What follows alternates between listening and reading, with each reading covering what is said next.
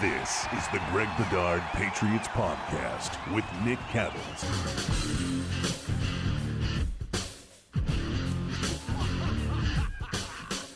All right, we're going to get into this Jets game, but before then, we've got an article that was written about Bill Belichick that Greg wants to touch on. Greg, I know that you were listening to Felge this week, and he was reading from this article. See, Fort Worth Star-Telegram, Mac Engel wrote this piece. The title of the piece, the headline is, "Much like Tom Landry decades ago, Belichick mystique falling apart." You have a lot of thoughts on this, so just run with them. Yeah, I mean, well, first of all, I thought it was a really good column by Mac. Mac, for those of you who don't know, Mac's been around a long time. I mean, probably since before I was on the NFL beat. I mean, around a long time. So he's widely respected. He's not a flamethrower or anything like that. Um, and I heard Felger and Maz read this column yesterday, and he makes a lot of the various points that many sort of Tom over Bill make, but I thought it was extremely well written. When I heard them reading it, I was just actually like, wow, that's a really good column. He makes a lot of really good points. Um, I think the point that I wanted to make at first is, um, look, I understand that so far it has not gone well. I mean, we're not idiots, right, Nick? I mean, we saw what happened last year. We saw what Tampa did. We see that the Patriots are off to a 2-4 start. But the big thing is, and it's sort of like the discussion about Mac Jones, I just don't understand the need to rush to judgment on this. I think that it is still extremely early, and sure, you can bring out the stats. Um, and he makes a lot of great points about how he said, uh, on Sunday in New England, the Dallas Cowboys did their best to give Belichick a win, but beatable Bill and his Patriots blew it. Despite multiple turnovers in the end zone, among other screw-ups during the game, the Cowboys defeated the Patriots in New England 35-29 in overtime. The Patriots with Tom Brady don't lose this game. Of course, the Patriots with Tom Brady hardly lost any games. He saw the end of Tom Landry up close. He talks about that. He talks about Bill's record, but um, he makes a lot of comparisons about how his winning percentage in Cleveland was 450, and now in New England without Brady it's 457. So he's basically drawing a direct line. I mean, without completely being harsh about it, and he takes a very nice deft touch, which is as a columnist, when you're going into the kill, you want to use as soft a hammer as possible. You want it to be subtle. You want it to be unmistakable, but you don't want it to come across as an attack. And he was very effective in doing that in the story. But I just, in general, and I wanted to get your thoughts on it, Nick, is I understand everything that he wrote in this column is true about Belichick, about Brady, about what Bill's been without Brady, and what have you. Uh, I just think that it's way too soon to be saying any of this, like definitively, that it Right. was only Tom over Bill, because I fully expect, and I could be wrong. Okay. I thought their record would be better at this point. For a variety of reasons, it hasn't been. But I still think at the least this season, things are going to come together and they're going to close strong, and then all of a sudden people are going to look a little bit differently, and they're going to be looking to 2022 and being like, all right, well, we now know Mac Jones can play really good winning football. uh the pieces work around him. Yeah, they have some things to fix, but this is a team that should contend in 2022. I'm fully expecting to say that by the end of this season. I could be wrong, but uh I think it's a little early to be saying that Bill Belichick at 79 years old is going down the same road that, Tom Landry and Chuck Noll and Don Shula and these guys who just held on, uh, that they struggled down the stretch and basically had to be pushed out. I think it's early to say that. All right, so I've got a lot of thoughts, a lot to unpack what you just said. The first thing I would say is if it's possible, I want to try to thread the needle. I think it is possible to say that all the success that we saw over the past 20 years wasn't, oh, Tom Brady more than Bill Belichick. I think it's possible to say that. And that's how I feel. I think Tom needed Bill. I think Bill needed Tom. And I also think it's possible to say that over the last year, year and a half, it's more than reasonable and it's more than fair to wonder if the game is starting to slip past right by Bill Belichick. And what I mean by that Mhm. is, are we starting to see the evolution of football get ahead of Bill Belichick, the head coach? I think you can discuss both of those things, and neither are quote unquote too early. The Tom Brady part to me, I just don't buy it. It's lazy analysis. People just continue to do this like, oh, well, with Tom Brady, look at his record. And without Tom Brady, look at his record and go back to Cleveland. He's a different coach than he was in Cleveland. And, a lot of people will tell you what happened in Cleveland wasn't all on Bill either. Hey, I don't know. I wasn't inside Cleveland's facility. I don't know what's Mhm. going on there. I know that the special that was done on the NFL network, blah, blah, blah. But if you look at this team, if you're going to say that it was because Brady's gone while the team is struggling, you know, last year I would buy that a little bit more because Cam wasn't good. Like this year, to me, it's not necessarily the offense, it's the decision making that is questionable. And even when Brady was in New Mhm. England, Belichick was a really good decision maker. Was he perfect? Of course not. He had the stupid drop punt thing against Philadelphia. He did plenty of things that people second guessed. He didn't do it consistently as much as he's done it the past year plus. But I think it's the decision making that has people wondering. And I think when you look at the time when Brady was here, we didn't have as many of these. And maybe it's because they were out in front more often with Brady. But I know there were a lot of Yeah. tight games. There were a lot of tight games with Brady as quarterback where we would look back and say, man, what Bill did in that third quarter, what Bill did in that fourth quarter, that decision that he made, late in the game, how the defense played, the approach that they had. I mean, it's kind of weird where you look back to Tampa just a couple of weeks ago, and it was rather obvious that that defensive game plan was perfect against Brady. Now, Yep. was it perfectly executed? I don't know. Probably not. But, I think you still see the flashes of Belichick's brilliance, but they're coming less often, and the questions of his decision making are popping up more often. And I think when you start combining all of those things, it leads to a lot of confusion and muck when you try to evaluate him as a head coach. And when I look at the decisions that he's making, right? Aside from Brady, even if Brady was still here, the things that we are seeing started at the end of Brady's tenure. Like the decision to roll with Steve Belichick as the guy that's backfiring right now. That would have been the case whether Brady was here or not. That's a bad decision, has nothing to do with Brady. The idea that you can still continue to play defense with a number of slow guys, especially on the second level in 2021, that is an archaic idea. That is a caveman like idea. You look at teams right now, it's all about team speed, sideline to sideline, all of that stuff. The fourth down offense. We said this earlier in the week, Greg, the fourth down offensive decisions that we disagree with, and I think a lot of people disagree with them. The one against Tampa, Mhm. right, late in the game. The one against Dallas in overtime. These kinds of decisions, Belichick, he has been much more conservative going back to 2009, 12 years ago. He started this trend. Brady was still the quarterback for another 9 or 10 years, and the conservative Belichick started at that point. The other final thing I would say is I don't know how much of a difference there actually is without Ernie Adams, but maybe there is a part of this where Matt Patricia is now supposed to be the eyes, I guess. Adams was better at doing that. So I just think there's a lot of stuff that goes into this story, and it's just too damn lazy to me to say, oh, Brady Belichick. Belichick's just not good without Brady.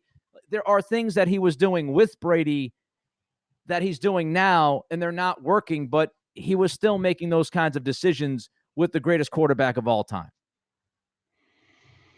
Yeah, well, I mean, you make a bunch of good points. I do think that, like, just for me personally, and I'm not a big, yes, I believe in Belichick's system and the success. And I believe that that Brady and Belichick together were as successful as they were, and apart they would not have been as successful. Um, I think that Brady won his Super Bowl title last year in part because of all the things that he learned with Belichick. I'm not saying that's the only reason, because I still think Tom Brady was going to be great in any event. I just don't think he would be, 7-time Super Bowl winner. The way I look at it, and like I said, I don't really have a dog in this fight, is that when I've always watched the Patriots, whether it was 2008 with Matt Castle, and yes, they went 11-5. They didn't make the playoffs. They didn't really beat anybody good that season. I understand that. I thought that was very successful. Jimmy Garoppolo / Jacoby Brissett, Yep. 3-1 against good teams, and I saw flawless execution and really good play and good game plans and all that, and so I've always been impressed when Brady wasn't there, that they've been successful. And I think that Mac Jones, I think, first of all, is way better than Matt Castle was. And, I do think, I think what you talk about in terms of the overall operation, and I also, without Brady continuing on, I chalk up, 2020, COVID, Cam Newton, all that stuff. I can't say that was representative of anything. I can't. The whole season looks completely different than any other season for a variety of reasons. And you could point to the 2-4 start this year and say it's the same thing. And I have certainly, said that about the team in general. But, and that goes to your point, is that I think it's the team in general. I think we all know that the personnel failings that they had, like the previous about 5 years in terms of drafting and other decisions, the effect that's had, the coaching staff, the effect that's had. It's obvious when you watch them; they're not the same operation. So I agree with you. I think it's hard to say that it's Belichick is definitely losing it. I mean, there are certainly things that you could say that there is evidence that is happening, in terms of, look, he's not the same guy anymore. We all know that. You can watch the way he does in training camp. You watch when he shows up from Nantucket for that. It's all different, and you could say like Linda has an influence or whatever, but dude, he is not. Any Belichickite out there who tells you he's the same guy as he was in, say, 2004 is joking. Like, he was such a hard ass, and he was all over these guys, and he was all into everything. He basically, the job consumed him. I'm glad he has struck a great, better work-life balance, especially in his later years, and hopefully he lives a long time once he's done coaching football and can enjoy that. But he's no longer the same guy. And I think if you're going to do that, I think that guy needs to be supported by a better coaching staff, especially defensively, to make up for him not being Belichick anymore. He doesn't have that, and that's part of the reason why they are where they are. Yep. I mean, I think you can certainly, again, argue that it seems like, it looks like he's starting to kind of fade back to where the league is headed.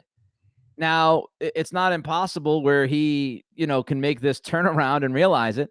And maybe that's what happens. But there's no doubt his philosophy right now, football-wise, is against the grain. It's more old school than it is new school. There's no doubt about that. And the final thing I would say is, I just, do people go back and relitigate Bill Walsh's coaching career when he had Joe Montana? Like, nobody does that. But nowadays, because of social media and because of talking heads on TV and because of local sports talk radio, everything that gets litigated publicly, and as soon as something happens, it's right away, oh, it's because of that. Like, if you look back at great coaches, they usually had really good quarterbacks with them. This is not a new thing.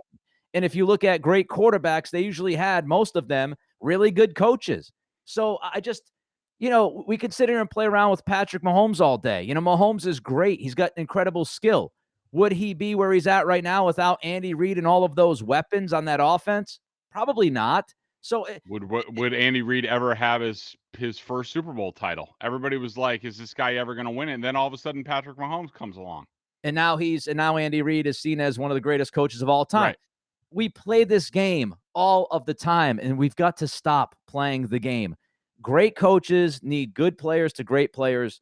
Good players to great players need good to great coaches. It's as simple as that. When you have them both, that's when you have a 20-year dynasty, which is why it never happens in sports. Greg Popovich and Tim Duncan, Phil Jackson and Michael Jordan, Phil Jackson and Kobe and Shaq. I mean, we can just go on and on and on with this. No matter what sport you're talking about, it's interchangeable. So it's lazy. It's just, and we've got to stop the laziness. So on the Red Sox last night, and I was at the game, working the game, and I was in Alex Cora's post game press conference. Nick, you have to explain to me.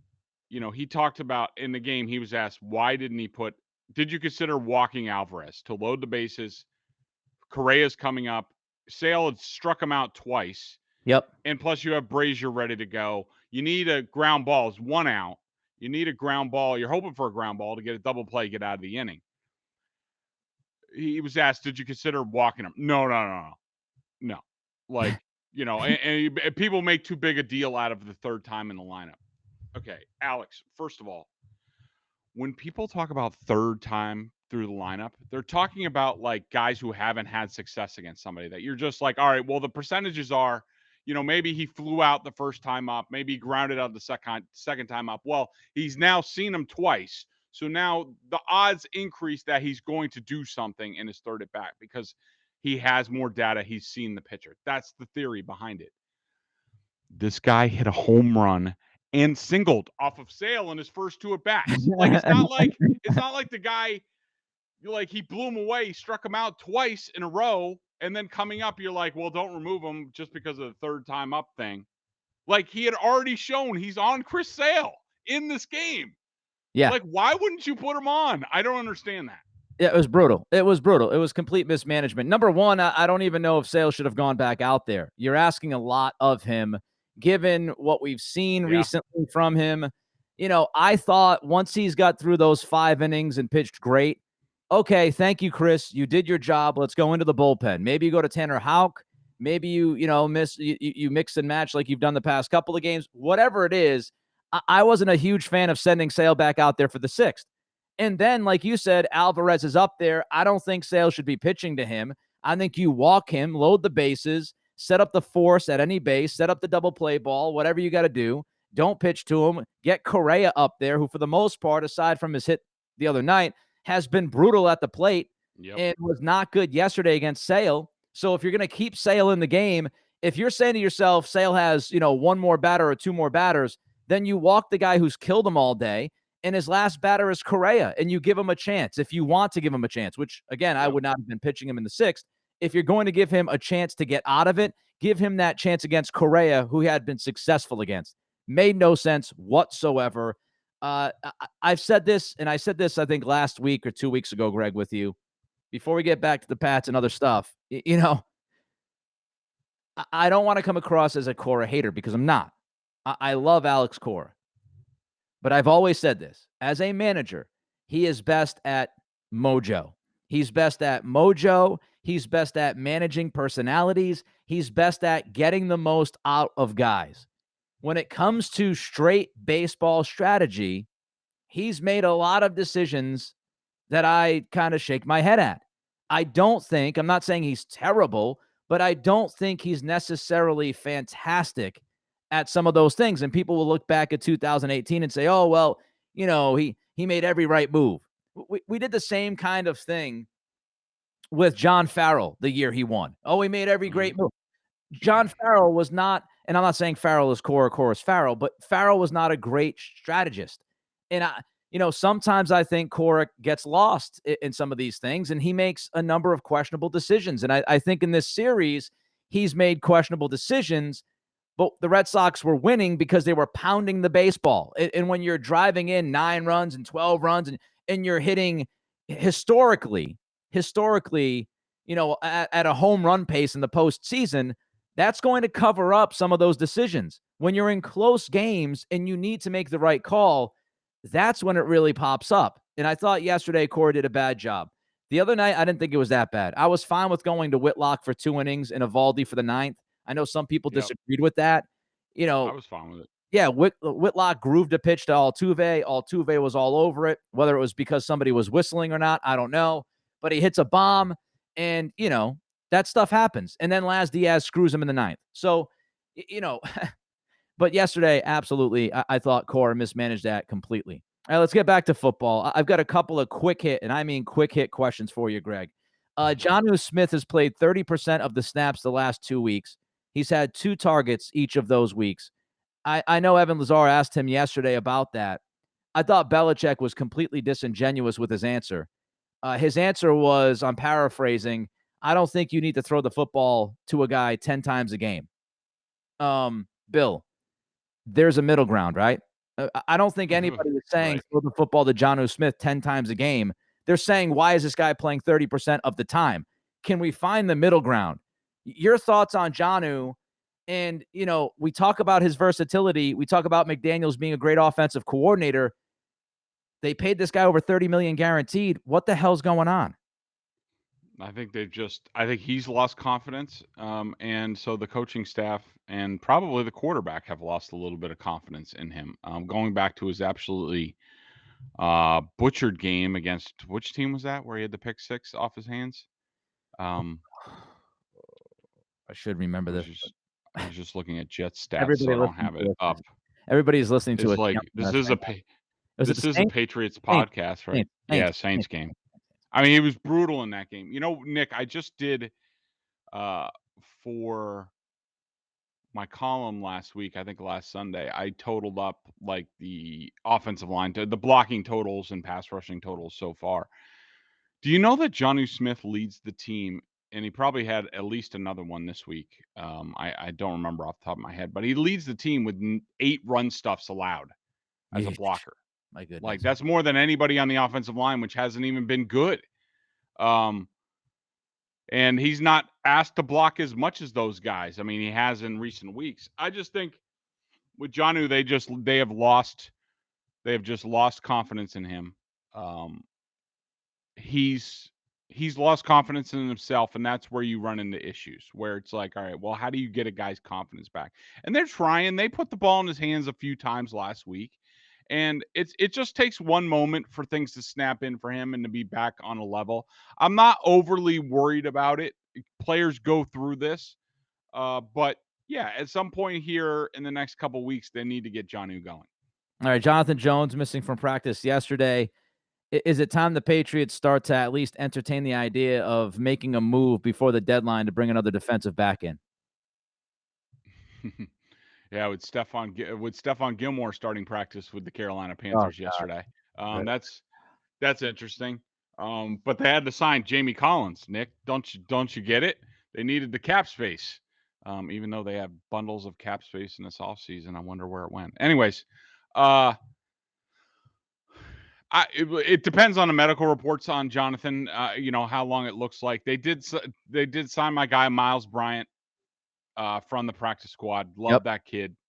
I'm fine with rolling with what they have right now. I assume Jawan Williams is still on this roster, so they have to find a spot for him. I would love to find another cornerback, Nick. I wanted it out of camp. I wanted them to go get one, and then all of a sudden Stephon Gilmore would come back midseason. You'd have an even better secondary. That's what I wanted the team to do. They went in the other direction. Not only did they not trade anybody, they traded Stephon Gilmore. So, yeah, yes, they could use a different a cornerback, another cornerback. For me, though, it's not about the secondary. I still think this offense is going to be limited until they get a speedier slot receiver for Mac Jones, somebody who can get open very quickly for him in short yardage, sort of 3rd and 3, what have you situations, and right now they don't have it. Do I expect them to make a deal? And we'll talk more about it because I think the trade deadline's November 1st or 2nd. Second. Yep. Uh, Second. yep. And we will talk more about that probably next week. But yeah, I think they'll do something, but I don't think it'll be major. All right. I say that this next stretch of 4 games makes or breaks this season. You got the Jets on Sunday. You play at the Chargers. You play at the Panthers. And then you've got the Browns at home. How you feeling about this stretch after what you've seen the last 6 weeks? It's hard to say, Nick. I mean, are they going to stop turning the ball over? That's probably one of the biggest things. It seems like they turn the ball over like twice every game. You can't win. You can't win football games like that. Um, are they going to stop playing stupid football? Are they, are they going to get the personnel right? Let's just start with the basics. Let's start with that. Let's start with. I would love to see them go through one game where they take care of the football and they get their substitutions right. The defensive coordinators don't make stupid coverage calls in long yardage situations. Bill goes for it smartly in some fourth down situations and manages the game a little bit better. Either going into halftime, coming out of halftime, fourth downs and things like that. And I feel okay, but I think this. I'm not ready to give them the Jets game. That's for damn sure. I mean, the Jets are they're a little friskier than when we saw them last time. They beat the Titans 2 weeks ago, 27-24. They lost to the Falcons 27-20 last week. Did some nice things in the running game. I think they're making a little bit of progress. They're still struggling on defense, but I like the way that they play for Robert Saleh.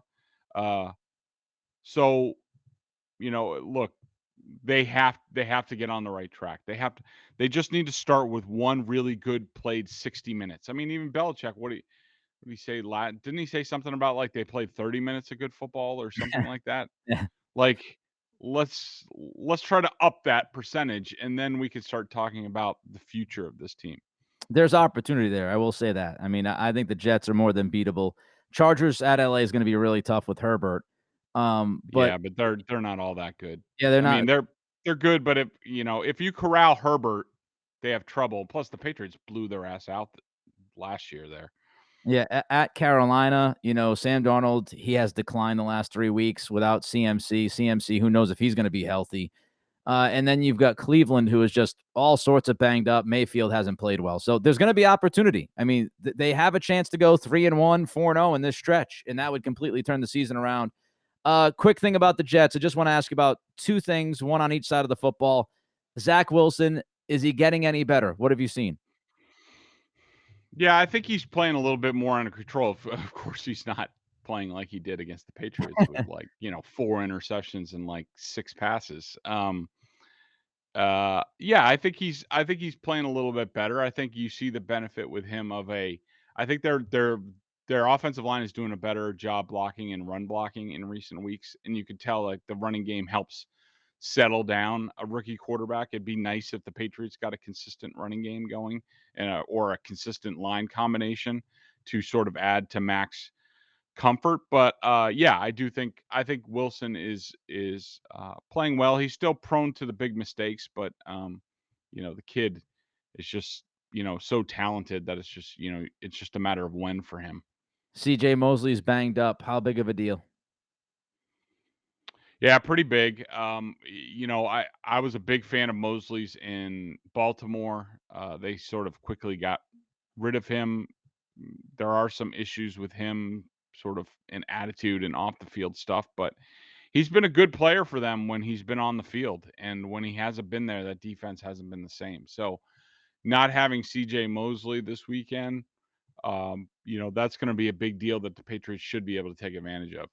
All right, let's take a look at the pick for this game. BetUS, I just checked the line before we came on here.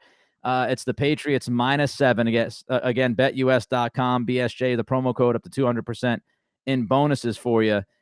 Patriots -7 at home against the Jets. What are you thinking, Greg, on this one? Well, I mean, did you say it's 7 or 7.5? I saw It really 7. matters. Yeah, I saw 7 Yeah, this it's 7.5 now. Really? I don't know Within 40 who minutes, moved a half a point. Okay. I don't know uh who looks at this Patriots team and feels like they should be a touchdown favorite over anybody anywhere at this point. So to me, that's a really large line. Um, and I don't know if I really feel a sense of urgency from the Patriots yet in terms of like, all right, well, they're like, well, we have to put it together. Uh, I I think the Patriots win. I don't think they cover the spread in this one. I'm laying the points. I think this is the week it clicks a little bit. I think this is the week Mac Jones gets cooking. I think the defense plays better. And some of the things I heard in the post game on Sunday, I really liked from the players like McCourty. And I think it's time where Belichick kind of looks at this and goes, okay, we're 2-4. Again, this is the make or break stretch. I just feel like they're going to play a good game on Sunday. And so I'll lay the points. It is a lot of points. I'll take the risk. I think they start clicking in a few days at Gillette. BostonSportsJournal.com member question of the day. BSJ $39.99 on their annual plan. Top-notch analysis of all the Boston Pro sports. Of course, you get the video analysis that Bedard does on the coach's film, direct access to him in weekly chats.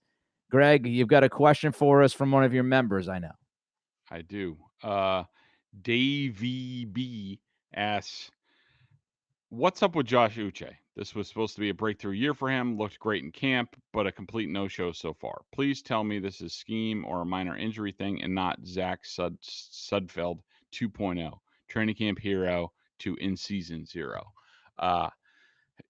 Davey, how dare you mention Nate Sudfeld and Josh Uche in the same sentence? But to your question, I think we brought it up here on the podcast from time to time.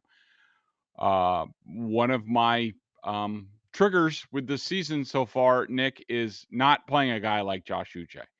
And I think it's simply because he might be a little bit weak on the run or might make some mistakes. And Bill Belichick wants to play the guys that he's comfortable with. And that's people like Kyle Van Noy and Dante Hightower. Van Noy on the injury list with a groin thing. Hightower's on the injury list too. You got to put Dietrich Wise on the field, who's also on the injury list this week, because he's got to play, 3-4 defensive ends. So God forbid you just go with, 2 defensive tackles and put a real outside linebacker out there opposite Matthew Judon. Look, I hate it. I hate it that he's not playing. And he absolutely should be playing more than the Chase Winovich, sub package role that, only on third or fourth and very long are they getting on the field to just run into. And then, I hated last week, and I understand why they did it, but like, they finally put him out there and he's got to rush up against Tryon Smith, who's like a freaking brick wall. And Uche's just throwing himself into that brick wall time after time while Judon gets steel on the other side and actually can do some things. I understand why they did it. That's why they did it. But, I don't understand why Josh Uche can't play for Kyle Van Noy right now. Like, he'd be much faster. He'd be more impactful. I saw Uche, on one of his few rushes in the last game. He got pressure, I think, that to get the Cowboys off the field or I think was it on the interception in the end zone? But in any event, I think he does a really good job. I'm sick of this crap. I'm sick of this crap with the younger guys. Like, if you're going to be 2-4, play some freaking younger guys so we could see something and get some young legs instead of just being this defense is old, slow, and bloated. That's what they are. Expensive. This is gone on. This is since 2019 they did this, Nick. We saw it at the end of 2019. Then they would, let's just bring everybody back, including Jamie Collins, to run it out there again. Like, if this crap keeps going on to the end of the season, I'm going to lose my shit by the end of the season because I'm sick of looking at this. Play the freaking kids that are good. It goes back to where we started this podcast. The decision-making, the idea of a slow defense is going to work. Like, you have to evolve and play some of these young guys and let them take their bumps and let them make some mistakes. So by the middle of the year, late in the year, they're not making those mistakes and they're able to make some explosive plays. Winovich is going to be out, so he's now out of the way. Hopefully that gives Uche opportunity to play a little bit more. It's frustrating. And, I don't know if we're asking for too much change from Belichick now when you start stacking all of this up. But again, I think they're going to click this Sunday. I think they'll play well this Sunday. And I think the next 4 weeks, again, make or break. And they need to make that turn this Sunday against the Jets. We'll see if they do. He's Greg. I'm Nick. It's Greg Bedard Patriots Podcast with Nick Cattle. Greg owes us $1 in the swear jar. We're going to make that happen. Everybody enjoy the weekend. Enjoy the football game on Sunday. Hopefully the Patriots give you something to enjoy, and maybe the Red Sox will come back. Who the hell knows? But until early next week, when we talk about the Jets and everything else that's going on, everybody enjoy yourself. Be healthy. Be safe. Be good.